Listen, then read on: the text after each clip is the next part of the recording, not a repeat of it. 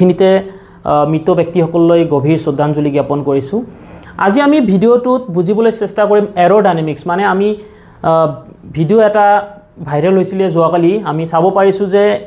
যিখন প্লেন ক্ৰ্যাশ হৈছে প্লেনখন লিফ্ট হ'ব পৰা নাছিলে মানে টেক অফ কৰাৰ অকণমান পিছতে মানে 29 সেকেন্ড পিছতে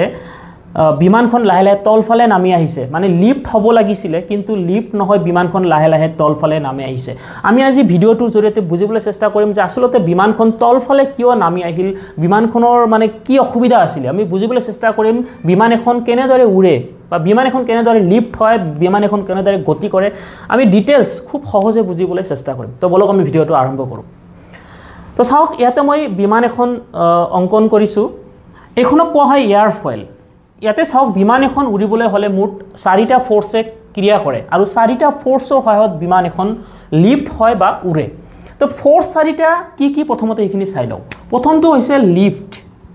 লিফ্ট ওপৰ ফালে যেটো লিফ্ট ওপৰ ফালে ঠেলি দিয়ে যেটো তল ফালে ওয়েট গ্ৰেভিটিৰ কাৰণে ইয়াৰ যেটো ওজন আছে ওজনে তল ফালে ক্ৰিয়া কৰে আৰু ওপৰ ফালে যেটো লিফ্ট উত্তোলন হয় দুটা ফোৰ্স গল ভাৰ্টিক্যালি আৰ হৰাইজন্টালি দুটা ফোৰ্স থাকে এটা হইছে থ্ৰাস্ট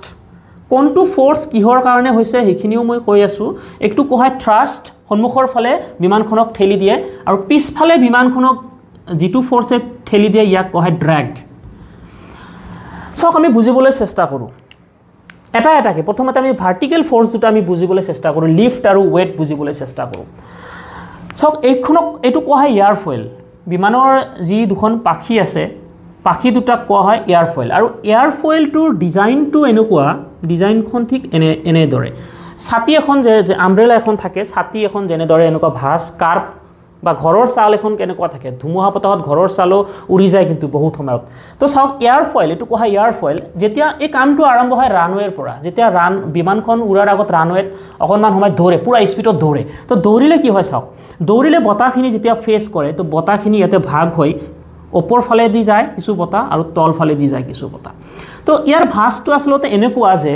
ওপৰ ফালে দি যিখিনি বতাহ যায় বতাহখিনি খুব কম জায়গাৰ মাজেৰে কম অঞ্চলৰ মাজেৰে পাৰ হৈ যাব লগা হয় আৰু কম অঞ্চলৰ মাজেৰে বতাহখিনি পাৰ হৈ যোৱাৰ কাৰণে বতাহৰ স্পিডটো খুব বাঢ়ি যায় বতাহৰ স্পিড কি হৈ যায় বাঢ়ি যায় ভেলোসিটি বাঢ়ি যায়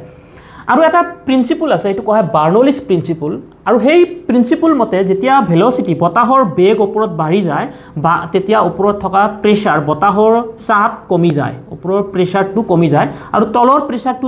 যেহেতু বেছি থাকে আৰু বায়ু সদায় উচ্চ চাপৰ পৰা নিম্ন চাপলৈ গতি কৰে আৰু সেই সময়ত বতাহখিনি তলৰ পৰা ওপৰলৈ দৌৰে ঠিক আমি গাড়ী ধুতে পাইপখন যেতিয়া চেপি ধৰো পানী বহুত স্পিডত ওলায় ইয়াৰ কাৰণটো হৈছে পাইপ চেপি ধৰিলে পাইপৰ যেটো ক্ৰছ সেকশন মানে ঠেক হৈ যায় পথটো ঠেক হোৱাৰ বাবে পানী স্পিডত ওলায় ঠিক একদৰে ওপৰৰ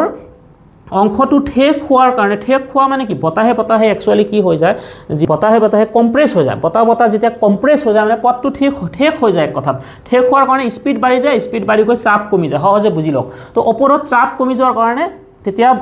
তলত চাপটো বেছি থাকে বতাহ তলৰ পৰা যেতিয়া ওপৰলৈ গতি কৰে তেতিয়া আপোনাৰ এনেকে দাঙি দিয়ে এৰোপ্লেনটোক ওপৰ ফালে লিফ্ট কৰি দিয়ে আৰু এনেদৰে লিফ্টে কাম কৰে তো এটো লিফ্ট হল আৰু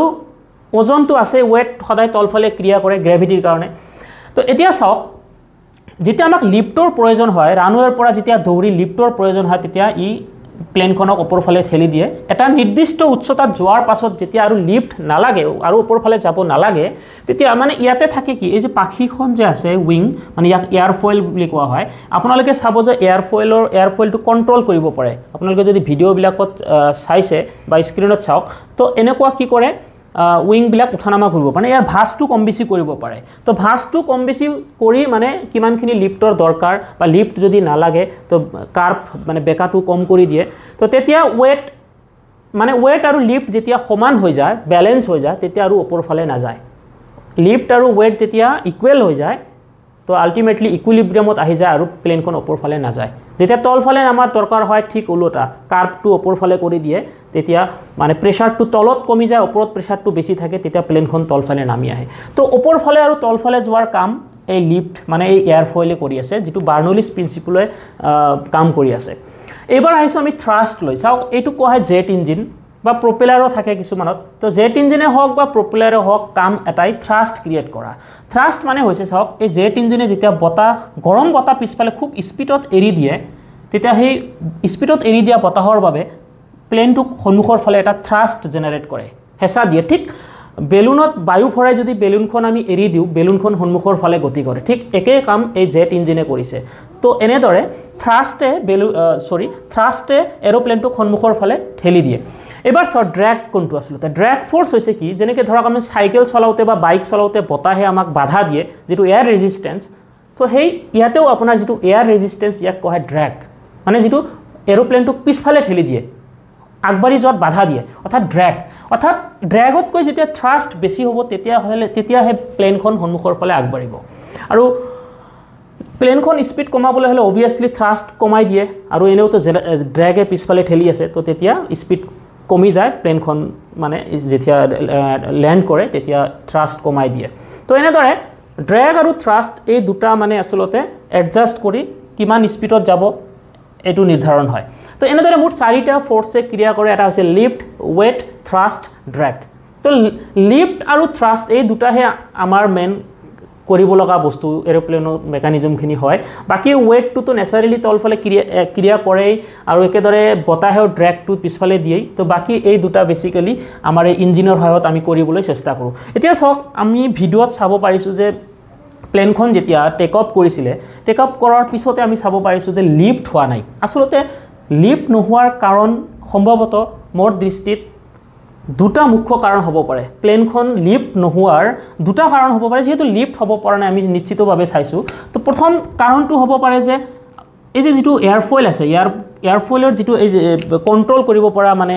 উঠানামা যিখন কৰে সেইখন যদি বিকল হয় অৰ্থাৎ যিখিনি লিফ্টৰ দৰকাৰ আছিলে যিখিনি কাৰ্ভ কৰিব লাগিছিল লিফ্ট ওপৰত যিটো প্ৰেছাৰ কমাই দিব তো সেই কমাই দিব পৰা নাছিলে হয়তো সেইটো হ'ব এই উইঙত কিবা প্ৰব্লেম থাকিব পাৰে যাৰ কাৰণে লিফ্ট হয়তো হোৱা নাই নহ'লে দ্বিতীয় কাৰণটো হৈছে থ্ৰাষ্ট জেনেৰেট কৰিব মানে ইঞ্জিনত দুটা ইঞ্জিনে বিকল হ'ব লাগিব আৰু দুটা ইঞ্জিন চাওক ইঞ্জিনৰ লগত মানে থ্ৰাষ্টৰ লগত লিফ্টৰ সম্পৰ্কটো কি আচলতে এই ওপৰত লিফ্ট কৰিবলৈ হ'লে তাৰমানে আচলতে স্পীড লাগিব যেতিয়া বতাহ স্পীডত যাব তেতিয়াহে বতাহ ওপৰত যেতিয়া স্পীডেৰে পাৰ হ'ব তেতিয়াহে ওপৰত প্ৰেছাৰটো কমি যাব তেতিয়াহে লিফ্ট হ'ব তাৰমানে স্পীডত যাব লাগিব যাৰ কাৰণে ইঞ্জিনটো মাষ্ট কাম কৰিবই লাগিব ইঞ্জিন বিকল হৈ গ'লে এইটো লিফ্ট যিমানে কাৰ্ভ নহওক কিয় এইটো ওপঙি নাথাকে ওপৰত গতিকে এই থ্ৰাষ্ট জেনাৰেট হ'লেহে লিফ্ট হ'ব গতিকে দুটা কাৰণ হয় ইঞ্জিন বিকল হৈছিলে ইঞ্জিন বিকল হোৱাৰ কাৰণে থ্ৰাষ্ট দিব পৰা নাই যাৰ কাৰণে লিফ্টটো হোৱা নাই আৰু নহ'লে ডিৰেক্টলি নহ'লে যিটো লিফ্ট কৰাৰ কাৰণে যিটো মেইন আপোনাৰ এয়াৰফয়েলৰ যিটো কণ্ট্ৰল কৰা অংশ সেইটো বিকল হ'ব লাগিব তো দুটা মেইন কাৰণ হ'ব লাগিব বাৰু যিয়ে নহওক আমি হয়তো কেইদিনৰ ভিতৰতে কাৰণ গম পাই যাম কিহৰ কাৰণে প্লেন ক্ৰেছ হ'ল কাৰণ ব্লেক বক্স ইতিমধ্যে উদ্ধাৰ হৈছে আৰু ব্লেক বক্স এইখিনিতে কওঁ যে ব্লেক বক্স এনেকুৱা এটা যন্ত্ৰ ইয়াক ফ্লাইট ৰেকৰ্ডাৰ বুলিও কোৱা হয় বিমানত দুখনকৈ মানে ব্লেক বক্স থাকে এটা কোৱা হয় CBR ককপিট ভইচ ৰেকৰ্ডাৰ যিটো মানে পাইলটৰ সন্মুখত থাকে তাৰমানে আৰু এটা কোৱা হয় ফ্লাইট ডেটা ৰেকৰ্ডাৰ FDR বুলি কোৱা হয় সেইটো বিমানৰ পিছৰ অংশত থাকে আৰু ভইচ কমিউনিকেশ্যনৰ পৰা আদি কৰি সকলো ডেটা তাতে ষ্ট'ৰ হৈ থাকে আৰু ইয়াক এনেকৈ বনোৱা হয় যে ৰ'দ বতাহ বৰষুণ মানে একোৱে অনিষ্ট কৰিব নোৱাৰে মানে জুই একোৱে অনিষ্ট কৰিব নোৱাৰে গতিকে ডেটাখিনি সংৰক্ষণ হৈ থাকে ইতিমধ্যে ব্লেক বক্স এটা উদ্ধাৰ কৰিছে বুলি আমি খবৰ পাইছোঁ তো হয়তো আমি গম পাই যাম কিছুদিনৰ ভিতৰতে যে দুৰ্ঘটনাৰ মেইন কাৰণ কি আছিলে বাকী এইখিনিয়ে এৰোডাইনামিক্স মানে এৰোপ্লেন এখন কেনেদৰে লিফ্ট হয় কেনেদৰে গতি কৰে তো অকণমান বুজাবলৈ চেষ্টা কৰিলোঁ আশা কৰোঁ ভিডিঅ'টিৰ যোগেদি অলপ হ'লেও বুজিবলৈ সক্ষম হৈছে ভাল লাগিলে এটা লাইক কৰিব কমেণ্ট কৰিব আৰু ফ্ৰেণ্ড চাৰ্কলত শ্বেয়াৰ কৰিব চেনেললৈ প্ৰথমবাৰৰ বাবে আহিলে ছাবস্ক্ৰাইব কৰিব যদি ফেচবুকত চাই আছে আমাৰ পেজটো লাইক কৰিবলৈ বা ফ'ল' কৰিবলৈ নাপাহৰিব লগ পাম পৰৱৰ্তী ভিডিঅ'ত ধন্যবাদ জয় অসম